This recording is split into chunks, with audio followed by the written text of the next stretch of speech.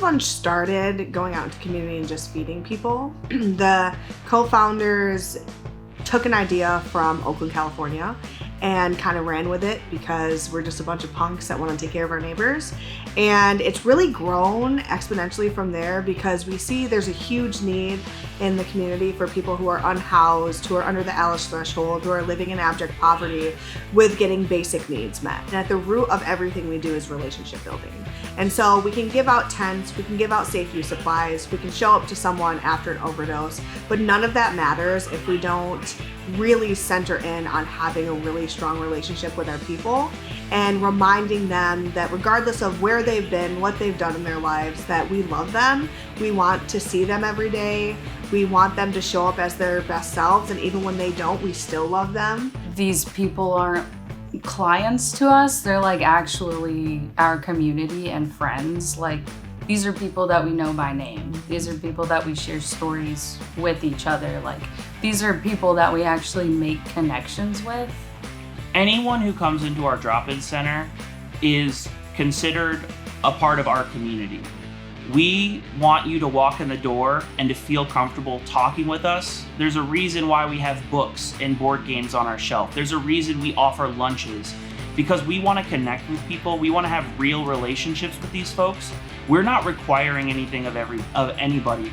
We see the work that we do save lives every single day. I think harm reduction is a lot more than what people think it is. I think a lot of people hear the words harm reduction, they think, like naloxone and clean needles and stuff, which is like awesome, and that's a huge thing that we do like to supply to people.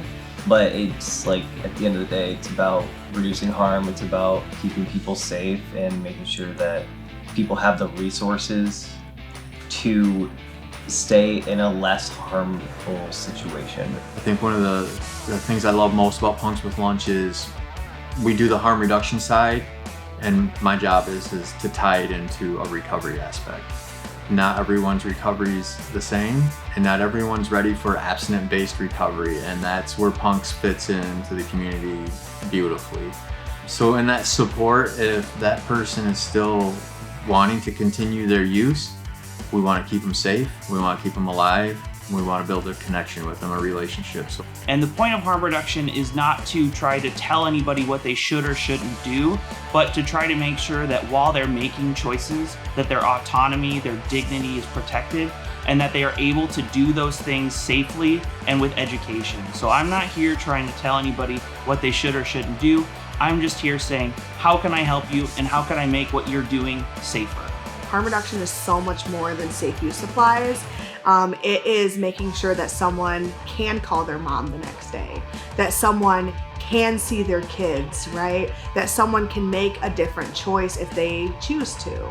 And none of that is possible if they're not here with us. When that person's ready to make a change and decides enough's enough, maybe I want to do something different and get off drugs, we've already established a relationship with them. They trust us, we have that connection, they know who to call. The core of what we do is just to remind folks that we love them. They have inherent worth and dignity, and no one has to give that to them. No, that's not something you have to earn. That is something you get to have because you exist, period. What we care about is that we're hoping that one day our job doesn't need to exist. I would love to go out of business. I would love to not, be in the trenches and helping people get a new tent or, traverse some of the most traumatic experiences of their life. And really, we're here to give voice and give a platform for those folks to speak for themselves, because advocates are great, but actually the story is much often better spoken from the person that's actually experiencing the trauma or the harm.